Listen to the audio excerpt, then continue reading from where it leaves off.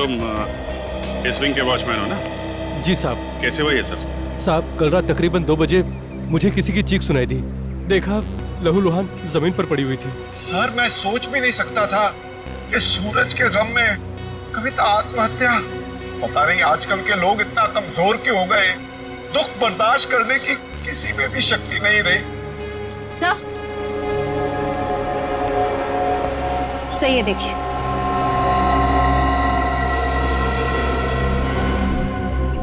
ये बात है।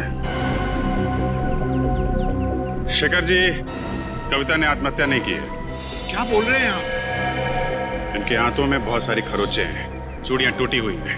ऐसा लगता है कि उसकी किसी से हाथापाई हुई है। शायद खूनी ने छत पे से धक्का दिया इनको। वैसे ये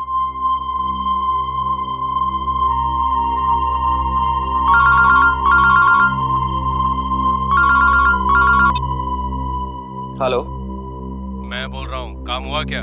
मैंने तुमसे कहा था ना कि कल 10 बजे तक तुम्हारा काम हो जाएगा। और मेरी पेमेंट कहाँ है? पेमेंट मिल जाएगा तुम्हें।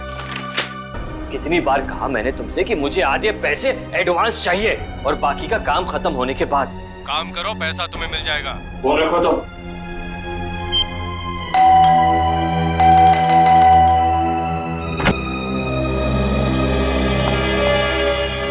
क्या बात है? इतनी घबराई भी क्यों? कविता,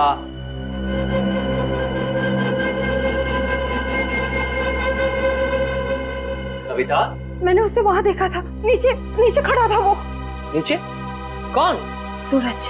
सूरज, तुमने अपनी दवाइयां ली? अमन, मैं बीमार नहीं हूँ। मैंने उसे नीचे देखा था।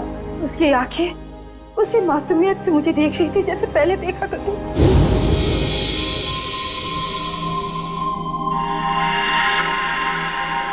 सूरज, सूरज तुम वापस आ गए।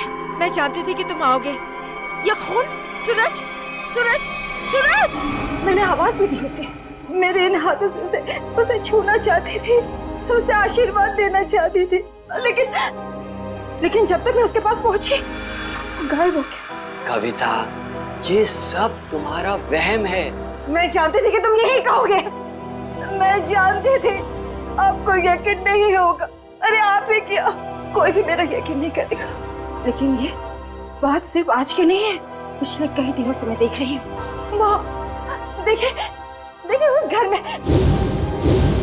कविता बस, बस! अरे पिछले 1 साल से उस फ्लैट में कोई नहीं रहता है। ठीक है, आपको यकीन नहीं हो रहा है ना, तो आप 5 मिनट रुकिए। वो वहीं आएगा, उसी घर में जरूर आएगा, आपको जरूर दिखेगा वो। ओके, 5 मिनट ना? ठीक है, रुकते हैं 5 मिनट। देखो सूरज, कहाँ हो तुम?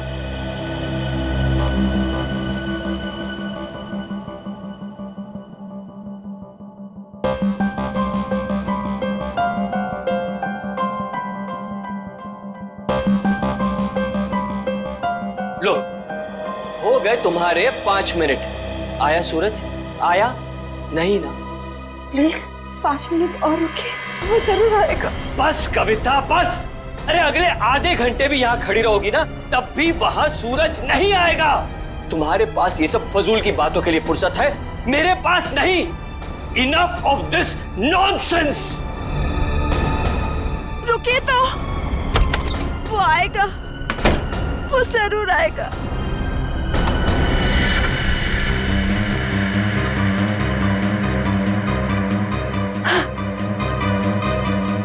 अमन, अमन जल्दी आइए। सूरज, वो देखिए सूरज।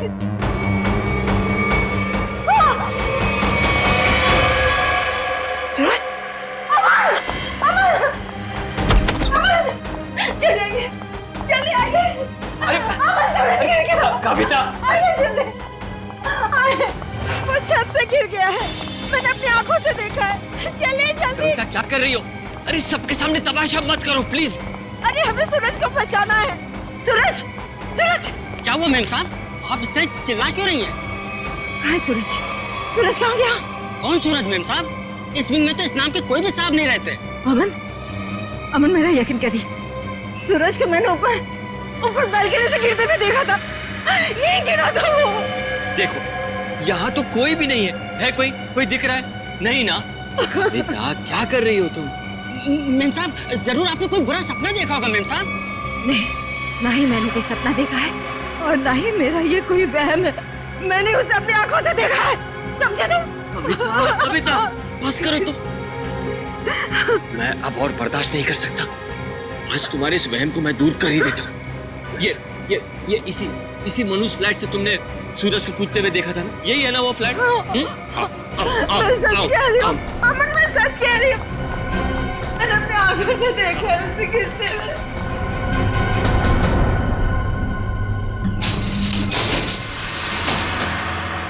ये लो, अपनी आंखों से देख लो, यहाँ ताला लगा हुआ है। कविता, मैंने तुमसे कहा ना कि ये फ्लैट 1 साल से बंद पड़ा हुआ है। मेम साहब बिल्कुल ठीक कह रहे हैं। ये घर पिछले 1 साल से बंद ही पड़ा हुआ है। नहीं, ये तुम सबकी चाल है। मेरे साथ ऐसा घिनौना मजाक करके तुम लोग मुझे गलत साबित करना चाहते हो। कविता, मैं तुम्हारा पति हूँ, इतना प्यार करता हूँ मैं तुमसे। क्या मैं तुम्हारे साथ ऐसा करूँगा? हाँ? इसका पता तो अब सीआईडी लगाएगी। तुम भी ना कविता, हद करती हो बस। हमारी किसी की बात तुम्हारे समझ में नहीं आती। अब सीआईडी को बुलाने की क्या जरूरत थी? कविता जी आप हैं? जी मैं हूँ। आप ही ने हमें फोन करके बुलाया? मैंने किया था आप लोगों को फोन। तो बताइए क्या हुआ यहाँ पर? मैं आपको बताता हूँ सर। कविता आप क्या कौन है? मैं अमन, कविता का पति और सूरज का फैमिली लॉयर। सूरज, वही जिसने छलांग लगाकर खुदकुशी की? हाँ भाई। कविता जी मैं कह रहा हूँ आपसे, ये फ्लैट पिछले 1 साल से खुला नहीं है। हम आप सीआईडी का वक्त बर्बाद कर रही हैं। वैसे आप कौन है? मैं इस सोसाइटी का सेक्रेटरी। सोसाइटी के सेक्रेटरी है? तो फिर सेक्रेटरी साहब, अगर कविता जी ने किसी को छलांग लगाकर खुदकुशी करते हुए देखा है तो उसकी तहकीकात करना हमारा फर्ज है, समझे आप? अब हमारा वक्त बर्बाद करने की चिंता मत कीजिए। फ्लैट कहाँ है बताइए? जी ये चाबी है आपके पास? जी। तो खोलिए। कविता जी आप देख सकते हैं यहाँ सारा सामान ढका हुआ है। कोई यहाँ कैसे आएगा? यहाँ की साफ सफाई तक नहीं हुई है। सेक्रेटरी साहब, अब थोड़ी देर के लिए अपना मुंह बंद रखेंगे और सीआईडी को अपना काम करने दीजिए, ठीक है? जैसा आप ठीक समझे। हाँ तो कविता जी बताइए, कल रात को आपने सूरज को कहाँ पर देखा? जी वहाँ उस बालकनी में। बालकनी?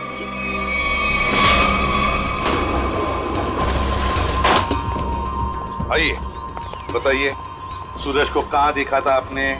यहाँ खड़ा था। यहाँ पर? हाँ जी। और सर ये सब कल की बात नहीं, पिछले कई दिनों से मैं उसे यहाँ ही देख रही हूँ। पर कविता जी ये हो कैसे सकता है? ये फ्लैट को बाहर से ताला लगा हुआ था और ये फ्लैट 6ठे माले पर है। भले ये फ्लैट 6ठे माले पर हो या 7वें माले पर, लेकिन यहाँ पर कोई तो आया था जरूर। कल रात को यहाँ पर कोई था, समझे? पर ये आप इतनी यकीन के साथ कैसे कह सकते हैं? ये मैं नहीं कह रहा हूँ, इस रेलिंग पर जो धूल जमी हुई है ना, ये हमें बता रही है। पर ये हो कैसे सकता है? कोई तो आया था यहाँ पे बालकनी में। ये बालकनी की रेलिंग पे ये मिट्टी देख रहे हो? यहाँ पे मिट्टी साफ है। ऐसा लगता है कोई यहाँ पे था जिसने इस रेलिंग के साथ छेड़छाड़ की। अब आप लोगों को मेरी बात पर यकीन हुआ ना सर? देखा अमन, मैं सच कह रही थी। एक मिनट। अगर किसी ने यहाँ से खुदकुशी की होती तो उसकी लाश कहाँ है? और इतने ऊपर से कूदने के बाद जमीन पर गिरते ही उसका सर फटा होगा, खून निकला होगा। जमीन पर ना उसकी लाश मिली, ना जमीन से खून के निशान। और तो और वॉचमैन तो कुछ देखता। अब हम देख लेंगे और पता भी लगा लेंगे। देख नीचे चलते हैं।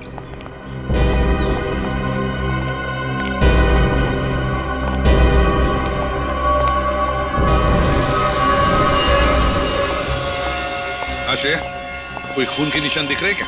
नहीं सर, अब तक तो यहाँ कुछ नहीं मिला है।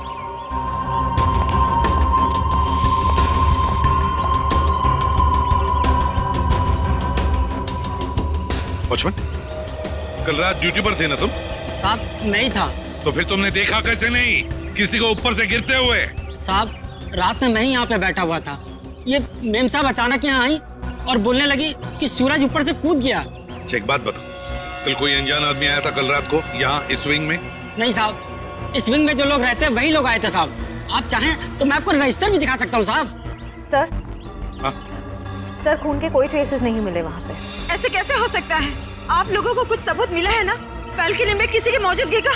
मैं सच कह रही हूँ सर, मेरा यकीन कीजिए। कविता जी, हम आपका पूरा विश्वास कर रहे हैं, आप सच बोल रही हैं। मैं तो सच बोल रही हूँ, लेकिन मुझे लगता है कि ये लोग झूठ बोल रहे हैं। क्या मतलब? शायद ये लोग ये लोग मुझे झूठा साबित करना चाहते हैं। लेकिन क्यों क्यों गलत साबित करना चाहते हैं ये लोग? ऐसा ही है सर, मेरे आने से पहले इन लोगों ने लाश को ठिकाने लगा दिया होगा, खून भी साफ कर दिया होगा। मेरा यकीन कीजिए, मैं सच बोल रही हूँ। कविता, कविता, तुम सबके सामने पतंग खड़ा कर रही हो। एक मिनट सर, आप नहीं सर, मैं सच बोल रही हूँ। सर, आप मेरी पत्नी की बातों को ज्यादा गंभीरता से मत लीजिए। दरअसल उसका दिमागी इलाज चल रहा है। दिमागी इलाज चल रहा है? क्यों, किस लिए? उसे हेलुसिनेशंस होते हैं सर। उसे ऐसे लगता है जैसे सब लोग उसके खिलाफ हैं। और जिस सूरज की वो बात कर रही है ना, उसकी तो 1 साल पहले मौत हो चुकी है। सूरज की मौत 1 साल पहले हुई थी? जी। अच्छा, और फिर भी इस बात का तो नजरअंदाज नहीं कर सकते ना कि आपकी पत्नी कविता ने किसी को ऊपर से छलांग लगाकर खुदकुशी करते हुए देखा है। एक बात बताइए, सूरज की मौत हुई कैसे थी? सर, सूरज ने फ्लैट से कूदकर आत्महत्या कर ली थी। वैसे आप कौन है? मैं सूरज का चचेरा भाई प्रतीक और ये मेरी पत्नी नताशा। एक बात बताइए, सूरज ने आत्महत्या क्यों की? सर, सूरज को अपने पिता से बहुत लगाव था और उनकी मौत के बाद उसके पास जिंदा रहने का कोई मकसद ही नहीं बचा था। कविता जी, एक बात बताइए, क्या आपने 1 साल पहले सूरज को कूदते हुए देखा था अपने घर से? तभी मैं इस शहर में नहीं थी सर। मेरे वापस आने के बाद मुझे बताया गया था, लेकिन मुझे यकीन ही नहीं हुआ। माँ बाप की मौत हर बच्चों के लिए बहुत बड़ा सदमा होती है, लेकिन इसका मतलब ये नहीं है कि आप अपनी जिंदगी का अंत ही कर दो। सर, मैं पूरे यकीन के साथ कह सकती हूँ कि सूरज जिंदा था। पिछले कई दिनों से मैं उसे देख रही थी। कविता, सर आप यकीन कीजिए सर। बस करो, तुम्हारी तबीयत ठीक नहीं है। हाँ? चलो घर चलो, तुम्हारे आराम का वक्त हो गया। अमन, मैं सच क्या है? Excuse me sir. सर, चलो मेरे साथ, चलो। अमन, मैं सच बोल रही हूँ। सर, कविता आंटी को सूरज की मौत का बहुत गहरा सदमा लगा है, इसलिए उसके कूदने का दृश्य उनकी आंखों के सामने बार बार आता रहता है। सर, कविता आंटी की अपनी कोई संतान थी नहीं और वो सूरज को अपने बेटे समान मानती थी। सूरज को हॉस्पिटल कौन ले गया था? मैं, नताशा और अमन अंकल, हम तीनों मिलकर लेकर गए। सर, मैं भी था। आप? शेखर, सूरज के पिता का बचपन का दोस्त। कौन से हॉस्पिटल ले गए थे सूरज को? Sir, city hospital. City hospital. Suraj की मौत 1 साल पहले हुई है, तो पता लगाना पड़ेगा कि लोकल पुलिस स्टेशन का कौन सा ऑफिसर उस केस को देखता था और फिर उससे लेकर सिटी हॉस्पिटल जाना पड़ेगा। 16 दिसंबर 2012 की रात थी जब सूरज को इस हॉस्पिटल में लाया गया था। काफी नाजुक हालत थी उसकी, कंधा टूट गया था उसका, सर पे भी गहरी चोट आई थी। लग नहीं रहा था कि वो बचेगा। लग नहीं रहा था? बिल्डिंग से कूद के उसकी मौत हो गई थी ना? मौत? नहीं सर, इस हॉस्पिटल के डॉक्टर इतने काबिल थे, उन्होंने उसको बचा लिया था। क्या सूरज जिंदा है? नहीं सर, वो मर चुका है। अरे अभी तो तुम कह रहे थे कि डॉक्टरों ने उसे बचा लिया था। सर, वो बच गया था और उसके जीने की पूरी तमन्ना खत्म हो चुकी थी। हॉस्पिटल से ऑपरेशन के 3 दिन बाद ही वो हॉस्पिटल से भाग गया और फिर ओडाला के ब्रिज से जाकर उसने आत्महत्या कर ली। ओडाला ब्रिज? मतलब सूरज की मौत बिल्डिंग से कूदने से नहीं, ओडाला ब्रिज से कूदने से हुई है। मगर सर, सूरज के घर वालों ने हमसे झूठ क्यों कहा? उसका तो पता हम लोग लगा ही लेंगे। पहले जरा उस डॉक्टर से मिलते हैं जिसने सूरज की जान बचाई थी। सूरज का ऑपरेशन डॉक्टर रेणुका ने ही किया था। डॉक्टर रेणुका? जरा बुलाइए उन्हें। पर अब डॉक्टर रेणुका इस हॉस्पिटल में काम नहीं करती हैं। काम नहीं करती? क्या मतलब? सर, जिस दिन सूरज हॉस्पिटल से भाग गया था उस दिन डॉक्टर रेणुका भी हॉस्पिटल में आखिरी बार ही दिखी थी। सर, हो सकता है डॉक्टर रेणुका ने ही मदद की हो सूरज की हॉस्पिटल से भागने में, क्योंकि इतनी गहरी चोट लगने के बाद कोई आदमी अकेले तो भाग नहीं सकता। ठीक है ना। जब सूरज का ऑपरेशन हो रहा था तो आप भी थी ना ऑपरेशन थिएटर में? हाँ सर, सूरज का बच पाना तो लगभग असंभव था, मगर डॉक्टर रेणुका ने तो कमाल कर दिखाया। उन्होंने सूरज की जान बचा ली। हॉस्पिटल में सब लोगों ने उनकी तारीफ भी की थी। जब सूरज इतना घायल था तो हॉस्पिटल से भागा कैसे? आपके हॉस्पिटल की सिक्योरिटी ठीक नहीं लगता है? पता नहीं सर कैसे भाग गया। डॉक्टर रेणुका ने तो उन्हें नींद का इंजेक्शन भी दिया था। लगभग 3 घंटे तक तो उन्हें होश ही नहीं आना चाहिए था। ठीक है, आप जरा हमें रेणुका जी के सारे डिटेल्स दीजिए, सारे रिकॉर्ड्स। ओके सर, मैं अभी लेकर आती हूँ। रेडी? पता करो उस रात सिक्योरिटी में कौन था, लेके आओ। सचिन, आप इनके साथ ओडाला ब्रिज जाओ। देखो कहां से छलांग मारी थी उस सूरज ने। सर आइए। आदे नहीं, अभी तो मैं हॉस्पिटल में ही हूँ। हाँ, कुछ हैरत अंगेज चीजें पता चली है, मिलके बताता हूँ। Okay okay bye. सर उस रात ये वॉचमैन ड्यूटी पे था। एक घायल आदमी हॉस्पिटल से भाग गया है। ड्यूटी पे सोते हो क्या? साहब मैंने उसे रोकने की पूरी कोशिश की थी, लेकिन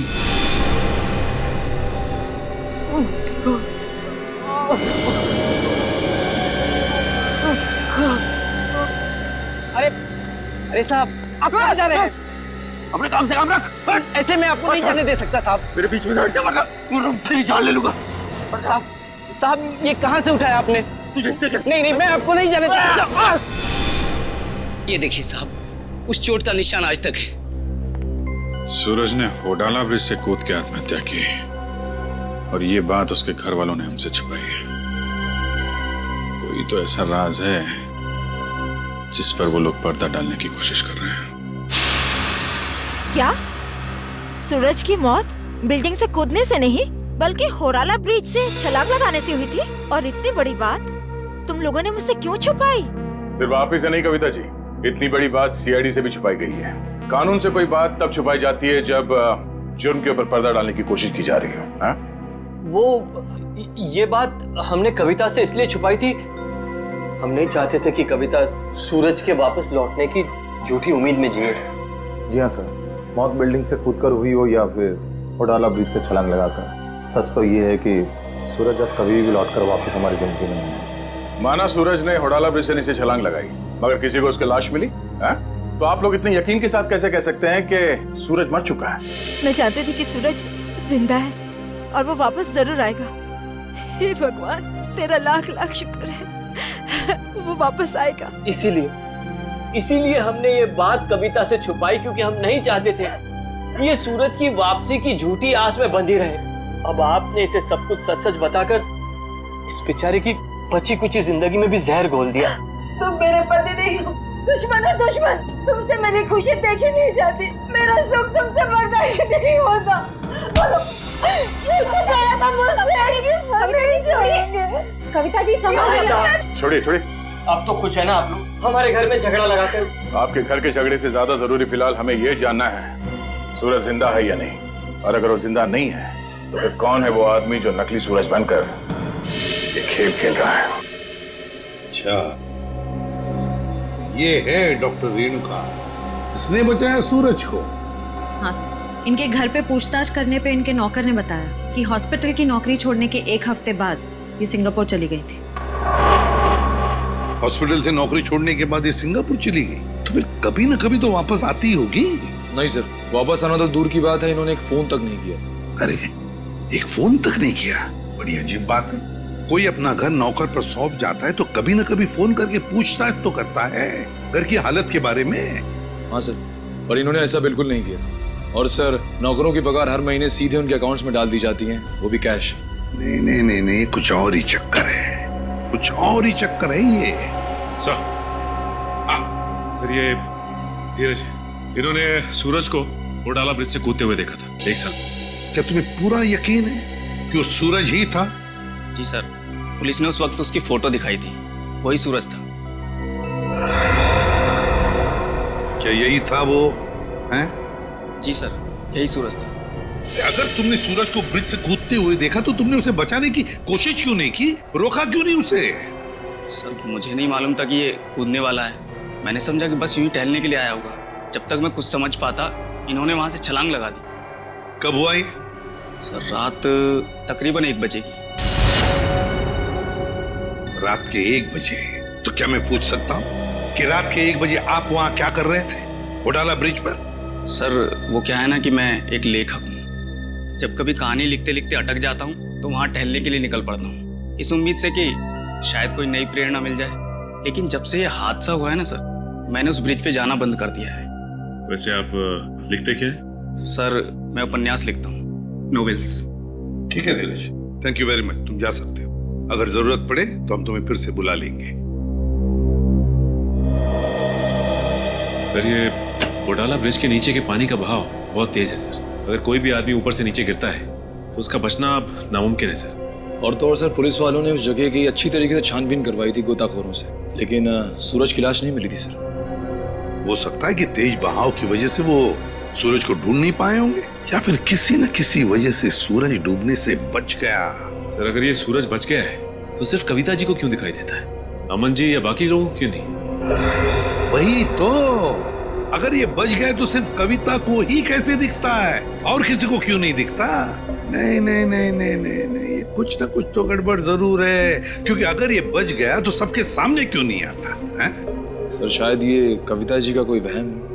नहीं नहीं नहीं निखिल, ये कोई वहम नहीं है, कोई वहम नहीं है। अगर ये कविता जी का वहम होता तो सूरज की घर की बालकनी के रेलिंग पर जो धूल जमा हुई थी उसमें से इतना सा हिस्सा ही साफ कैसे मिला हमको? इतना सा हिस्सा साफ कैसे मिला?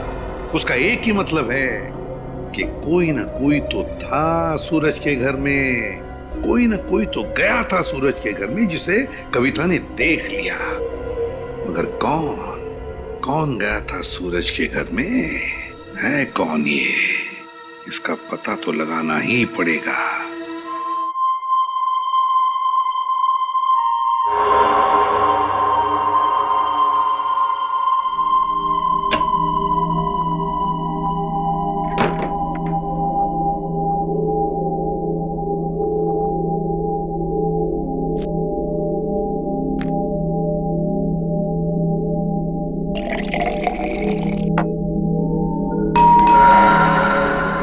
इस वक्त कौन हो सकता है?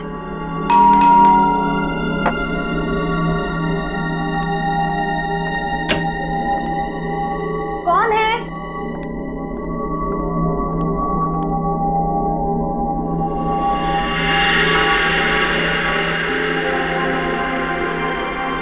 सूरज, सूरज, आज सबके मुंह पे ताला लग जाए।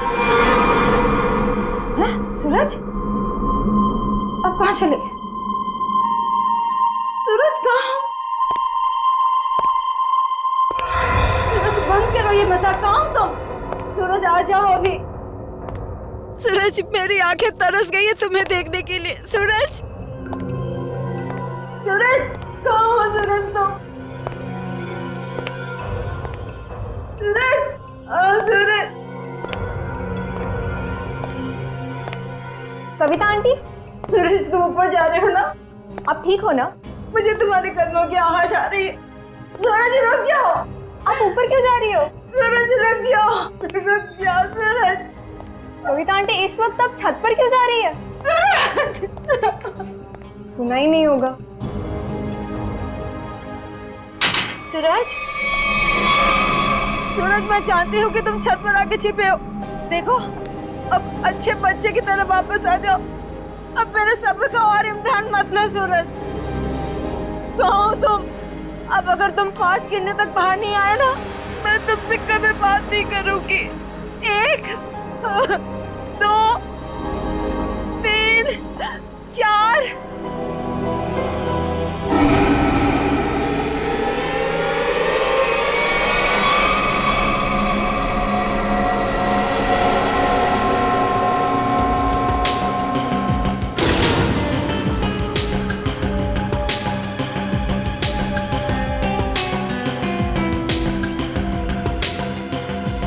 तुम इस विंग के वॉचमैन हो ना? जी साहब। कैसे हुआ ये सर? साहब, कल रात तकरीबन 2 बजे मुझे किसी की चीख सुनाई दी। देखा, लहूलुहान जमीन पर पड़ी हुई थी। सर, मैं सोच भी नहीं सकता था कि सूरज के गम में कविता आत्महत्या। पता नहीं आजकल के लोग इतना कमजोर क्यों हो गए, दुख बर्दाश्त करने की किसी में भी शक्ति नहीं रही। सर, ये देखिए।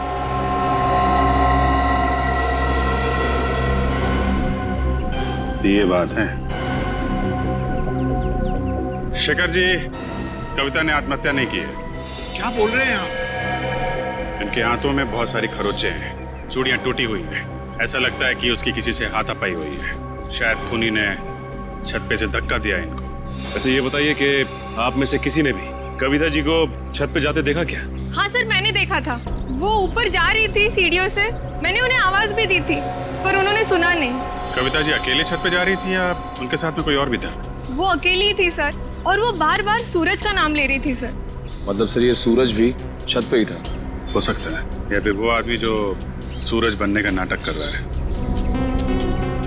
ये अमन जी नहीं दिखाई दे रहे? कहाँ है वो? पता नहीं जी, सुबह से उसका नंबर ट्राई कर रहा हूँ लेकिन फोन ऑफ है। सर वो घर पे भी नहीं है। शायद ऑफिस में हो। ऑफिस के नंबर पे डायल करके देखो कहाँ है वो। कल रात कोई अनजान आदमी आया था यहाँ पे? नहीं साहब, मैंने किसी को नहीं देखा। सो रहे थे क्या? नहीं साहब, मैं सच कह रहा हूँ, मैं कल रात जाग रहा था और मैंने किसी को नहीं देखा इस विंग में जाते हुए। अगर जाग रहे थे तो किसी और को कविता के साथ छत पे जाते हुए क्यों नहीं देखा तुमने? मुझे तो ये भी नहीं पता साहब कि कविता मैम छत पे कैसे चली गई। छत का दरवाजा हमेशा बंद रहता है। चाबी किसके पास रहती है? चाबी मेरे पास रहती है साहब। लाओ चाबी लाओ। सर ये देखिए, चाबी में चिकनाहट है। चिकना तो है। साबुन, लगता है किसी ने साबुन पे चाबी का निशान लिया है और डुप्लीकेट चाबी बनाई है। नहीं साहब, मैंने किसी को चाबी नहीं दी थी साहब। तुमने कुछ नहीं किया, लेकिन लापरवाही तो की है ना तुमने। केबिन में तुमने चाबी लावारिस छोड़ दी होगी और इस बात का फायदा उठाकर किसी ने डुप्लीकेट चाबी बनवा ली। खूनी जो कोई भी है, छत पे जरूर कोई निशान छोड़ा होगा उसने। शेफ, बॉडी को पोस्टमार्टम के लिए भिजवा दो।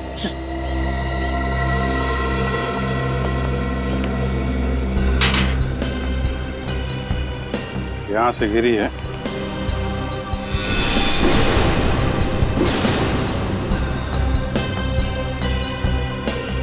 चूड़ी, इसका मतलब यहीं से खूनी ने कविता जी को नीचे फेंका है।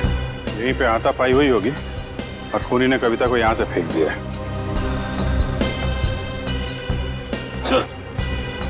ये देखिए जूते के निशान, जरा नाप के देखो।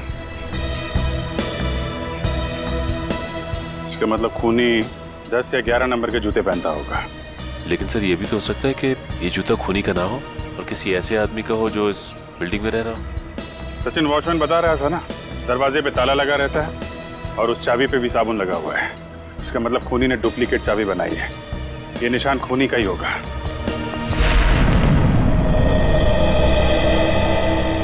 क्या पता चला ऑफिसर? सर उनके ऑफिस ने बताया कि अमन जी कल दिल्ली जाने वाले थे कॉन्फ्रेंस के लिए, लेकिन वो दिल्ली पहुंचे ही नहीं। दिल्ली पहुंचे ही नहीं? हाँ सर, उनकी फ्लाइट की टिकट ही बुक थी, लेकिन वो मुंबई एयरपोर्ट तक ही नहीं पहुंचे। सर कहीं ऐसा तो नहीं कि अमन जी ने ही कविता जी को? कैसी बात कर रही हैं आप? अमन कविता से बहुत प्यार करता था और वो कविता के लिए अपनी जान तक दे सकता था। ऐसी बात है तो फिर अमन गायब क्यों हो गया? बीवी की मौत हो गई और पति लापता। सर मुझे शुरू से ही अमन के हाव-भाव कुछ ठीक नहीं लग रहे थे। क्या मतलब? सर, अमन जी शुरू से ही हमारे परिवार के वकील रह चुके हैं। सूरज के माता पिता की मौत के बाद उन्होंने कभी किसी को बताया ही नहीं कि जायदाद का बंटवारा कैसे होगा। सर मुझे लगता है अमन के दिल में खोट है, वो खुद ही सारी जायदाद हड़पना चाहता है। और हो सकता है कविता आंटी को सूरज बन के डराने के खेल में उन्हीं का हाथ हो। खैर अमन इसमें शामिल है कि नहीं ये तो हम लोग पता लगा ही लेंगे, लेकिन ये बात तय है कि ये सारा खेल जायदाद की वजह से ही रचा जा रहा है। सूरज अगर बिल्डिंग में आया था तो आसपास जरूर किसी ने देखा होगा। हाँ सर, सामने पान की दुकान है सर। अरे भाई सुनो। आइए साहब, 4 पान लगा देता हूँ। मैडम के लिए मीठा पान, चेरी वाला। अरे नहीं, पान बाद में खाएंगे, थोड़ी बात कर लेते हैं पहले। हाँ जी, कहिए। अच्छा ये बताइए कि आपकी दुकान कितने बजे तक खुली रहती है? सुबह 9 से रात के 11 बजे तक। क्या आपने इस आदमी को कल इस इलाके में देखा था? अरे आप लोग तो ऐसे बातें कर रहे हैं जैसे आप लोग सीआईडी वाले हैं। ठीक पहचाना आपने? अरे आप तो सचमुच में सीआईडी वाले हैं। देखा था इसको? जी साहब, कल रात को इस आदमी को देखा था। ठीक से याद है तुम? कोई धोखा तो नहीं हो रहा? जी साहब, मेरी नजर 6x6 की है, कभी धोखा नहीं खाती। मतलब सर सूरज जिंदा है? इसका मतलब वो जो जूतों के निशान हमें बिल्डिंग की छत पे मिले थे वो सूरज के थे और उससे नहीं कविता को मारा है। मतलब सर ये जुर्म अमन और सूरज दोनों मिलके कर रहे हैं। ये भी तो हो सकता है कि कविता जी का खून सूरज ने किया और अमन को जबरदस्ती ले गया अपने साथ। लेकिन सर कविता जी तो सूरज के लिए उनकी माँ की तरह थी, फिर उन्होंने कविता जी को छत से क्यों गिराया? साहब, क्या इस आदमी ने किसी को छत से धक्का दे दिया? शायद किसी का खून किया है इसने। और कुछ जानते हो इस आदमी के बारे में? जी साहब, इसने अपनी कार गलत जगह पार्क की थी। टोइंग वाला आया और कार उठा के लेके चला गया। कहाँ पे पार्क की थी गाड़ी?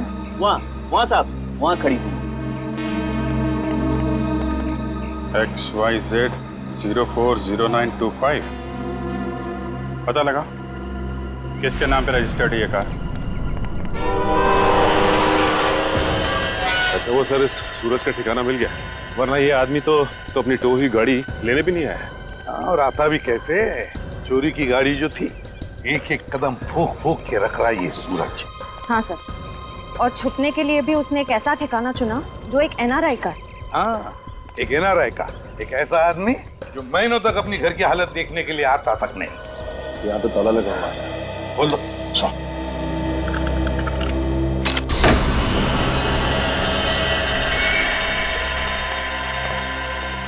इस कमरे में से तो बहुत बुरी तरह से बदबू आ रही है। ऐसा लगता है जैसे कोई लाश है। कोई लाश ही सड़ी है इस घर में। ढूंढो, देखो कहां पर है वो लाश।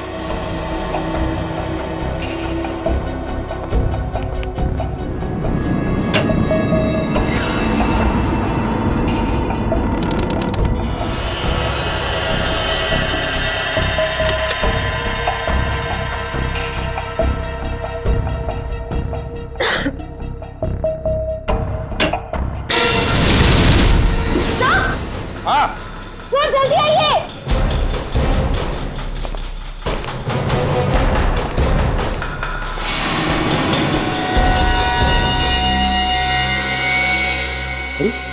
तो रेणु का है, यही है ना वो डॉक्टर जिसने सूरज पर इलाज किया था? हाँ सर, ये रेणु का ही है। लेकिन सर इसके नौकर ने तो बताया था कि रेणुका सिंगापुर गई। जरूर रेणुका ने झूठ कहा था अपने नौकर को कि वो सिंगापुर जा रही है। सर ये देखिए, गले पे निशान। ऐसा लगता है किसी तार से गला घोंट के मारा गया है। बिल्कुल पतला सा था, और जिस तरह से बदबू आ रही है, जिस तरह से ये लाश सड़ी है, लगता है 2-3 दिन तो हुए हैं इस खून को। सर ये देखिए, उसके हाथ पे भी निशान है। वो इधर सर ये निशान इस चीज का हो सकता है। ये निशान लगता है किसी रस्सी वस्सी से होते हैं ना निशान, खींचते वक्त वैसे लगते हैं ये निशान। ढूंढो जरा इस कमरे में, जो भी चीज है, जिस चीज से ये निशान बना है, यही कहीं मिलना चाहिए।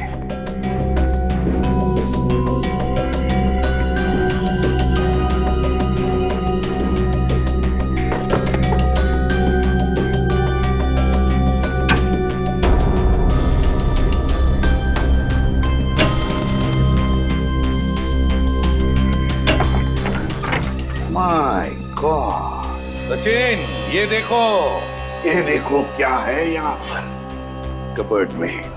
डमी।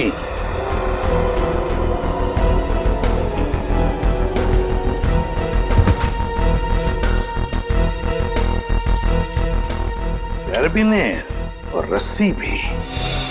सचिन, लगता है रेणुका के हाथ पर जो निशान है ना, शायद इस रस्सी की वजह से ही है, खींचते हुए। ये देखो ऐसे। हाँ सर, लेकिन सर ये सारी की सारी चीजें इस घर में क्या कर रही हैं? क्योंकि ये सब चीजें तो शूटिंग में इस्तेमाल की जाती है, आर्टिस्ट बांधने के लिए। याद है सचिन, सूरज के घर की बालकनी की रेलिंग पर बहुत सारी धूल जमी हुई थी, लेकिन एक जगह पर इतना सा हिस्सा साफ था। जरूर इस रस्सी की वजह से ही होगी वो जगह साफ। मतलब सर ये सूरज का बालकनी से कूदना कविता जी का वहम नहीं था, बल्कि रेणुका और सूरज दोनों की मिलीजुली साजिश थी। बिल्कुल सचिन, ऐसा ही होगा। हुआ ये कि सूरज जब अपने घर में आया तो कविता ने उसे सामने से देख लिया। फिर सूरज और रेणुका ने मिलकर इस डमी को अपनी बालकनी से नीचे फेंक दिया। तब कविता को शायद ऐसे लगा कि सूरज अपनी बालकनी से कूद पड़ा, तो वो अपने पति के साथ नीचे दौड़ कर आई, और यहाँ सूरज और रेणुका इस डमी को ऊपर खींचने लगी इस रस्सी से, और इसीलिए खींचने की कोशिश में रस्सी के जख्म के निशान रेणुका के दोनों हाथों पर आ गए। मगर सर ये सारा का सारा प्लान रेणुका और सूरज का था। एक बात समझ में नहीं आई, ऐसी क्या मजबूरी आई सूरज के सामने कि उसे रेणुका को मारना पड़ा? शायद रेणुका सूरज को ब्लैकमेल कर रही थी। Double game. काम करो, इस रेणुका के सारे फोन रिकॉर्ड्स चेक करो, सारे फोन रिकॉर्ड्स, और साथ में ये भी पता लगाओ कि ये डमी, ये कैरबिनेर और ये रस्सी कहां से खरीदे गए थे। पता चलेगा इस पूरे प्लान के पीछे किसका हाथ है, किसका दिमाग है। सर, सर आपने ठीक कहा था सर, वाकई में रेणुका के कॉल रिकॉर्ड से दूध का दूध और पानी का पानी हो गया सर। क्या पता चला फोन रिकॉर्ड से? ये देखिए सर, पिछले 1 साल में रेणुका को सबसे ज्यादा कॉल इस नंबर से आया सर, और ये नंबर अमन जी का है। हाँ, सबसे ज्यादा फोन अमन से आए हैं। तो क्या अमन हमसे झूठ बोल रहा है? कहीं अमन भी तो मिला नहीं इसमें? हो सकता है सर, हो सकता है कि अपनी बीवी की मानसिक स्थिति का फायदा उठाया उसने और ये सारा ड्रामा रचा सूरज का, ताकि वो अकेले उसकी प्रॉपर्टी का हकदार बन जाए। सर एक बात मेरी समझ में नहीं आ रही है, वो सूरज जिसे उस पान वाले ने देखा था, वो असली सूरज था या नकली? वो असली भी हो सकता है श्रेया। भले ही सूरज ने होडाला ब्रिज से छलांग लगाई, मगर उसकी लाश कहाँ मिली है किसी को? अब तक किसी को भी उसकी लाश नहीं मिली है। लेकिन सर सूरज को तो काफी लगाव था कविता जी से, तो वो ऐसी हरकत क्यों करेगा? कहीं ऐसा तो नहीं कि ये सूरज नकली है? आद्या, क्या ग्रेट वर्क सचिन।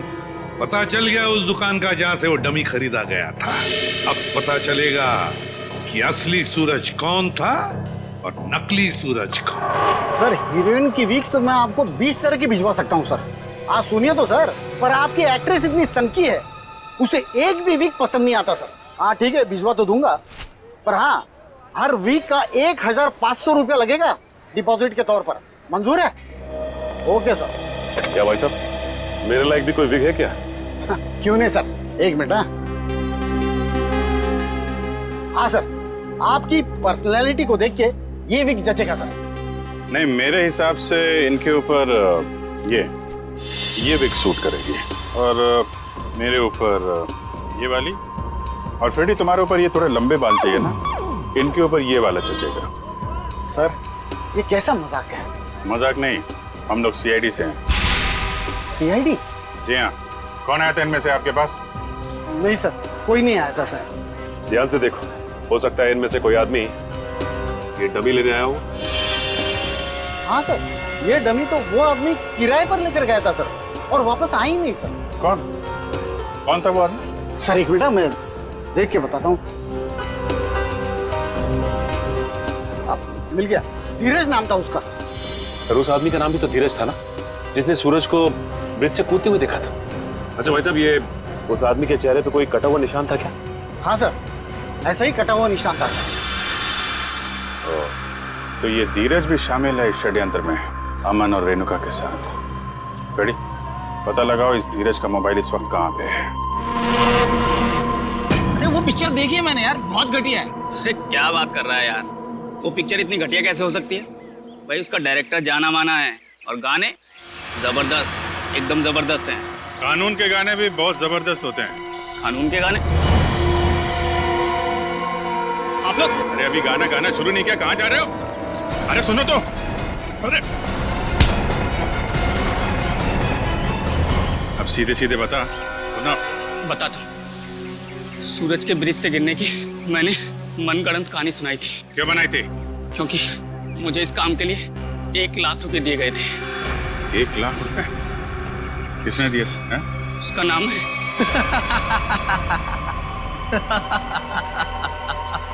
क्यों किया तुमने कविता के साथ ये सब? और मुझे यहाँ इस तरह बांध कर तुम्हें क्या मिलेगा? सुकून, ढेर सारा सुकून। ठीक उसी तरह जिस तरह मौत की दुनिया से निकलकर जिंदा लोगों की दुनिया में आकर मिलता है, वो सुकून। बकवास बंद करो। ना तुम कभी मरे थे और ना ही तुम सूरज हो। बहरूपिये हो तुम, बहरूपिये। अरे बाप रे, तुम्हें तो सब पता है। क्या है ना कि इतनी बातें जानना तुम्हारी सेहत के लिए ठीक नहीं है, तो मैं सोच रहा हूं कि तुम्हारी सारी तकलीफें मैं दूर कर ही देता हूं। ये क्या कर रहे हो तुम? इतनी बातें जानना तुम्हारी सेहत के लिए ठीक नहीं है, तो मैं सोच रहा हूं कि तुम्हारी सारी तकलीफें मैं दूर कर ही देता हूं।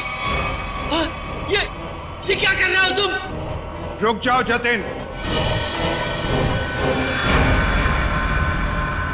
इसकी टिकट काटने से पहले इसे देख लेने दो कि ये सारा खेल किसका रचा हुआ है। तुम? हाँ मैं कभी सोच भी नहीं सकता था कि इस सब के पीछे तुम हो। तुम्हारे सोचने की शक्ति वैसे भी कभी कुछ खास रही नहीं, और अब अपने जीवन के आखिरी पलों में अपने दिमाग पर जोर डालना बंद करो। हम ही सब कुछ आपको बता देते हैं। क्यों जतिन? क्या है ना कि तुम्हारे मरने के बाद मैं कोर्ट जाऊंगा, सूरज बनकर सरकारी कागजों पर दस्तखत करूंगा। फिर क्या है, सारी जायदाद हमारी। क्यों बॉस? अरे तुम लोगों को प्रॉपर्टी चाहिए थी तो मुझसे पहले ही कह देते।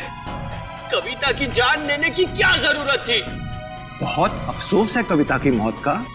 जतिन चलो अब देर मत करो, इसे भी भेज दो कविता के पास, भेज दो। Just boss.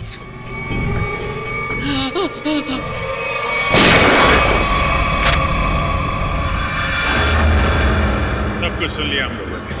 अगर बाकी मुजरिम भी आप लोगों की तरह अपना जुर्म अपने आप कबूल कर लें तो सीआईडी का काम काफी आसान हो जाएगा।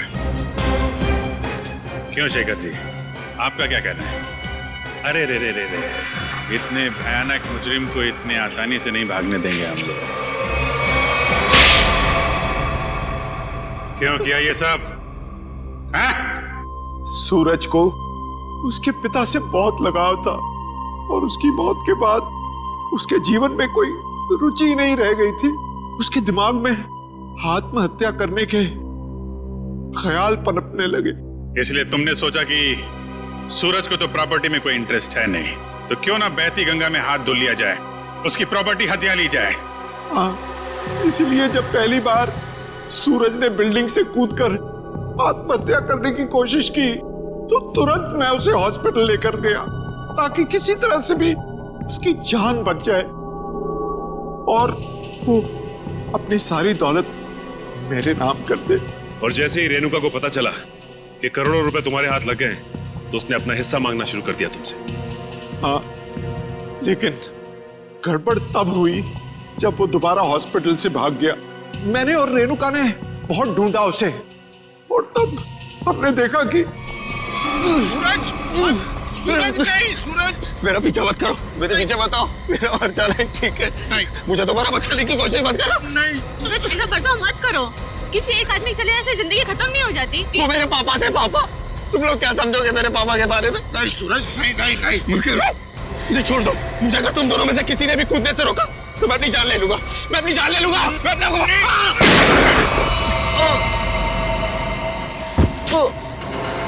क्या सूरज को तुमने मार डाला? जानबूझकर नहीं मारा, गलती से गोली चल गई थी, और फिर उसकी लाश को हमने नीमवाड़ी के जंगल में दफना दी। और फिर धीरज को तुमने अपना झूठा गवाह बना लिया ताकि कानून को गुमराह कर सको। हाँ, और जब हमें जतिन मिला जो सूरज का हम शक्ल था, तो मुझे ऐसा लगा कि शायद कुदरत यही चाहती है कि मैं करोड़ों का मालिक बनूं, वरना ऐसा संयोग क्यों होता? कुछ संयोग इसलिए होते हैं कि ताकि अपराधियों को उनके किए हुए की सजा मिल सके। तुम दोनों फांसी की तैयारी करो, फांसी होगी तुमको, फांसी।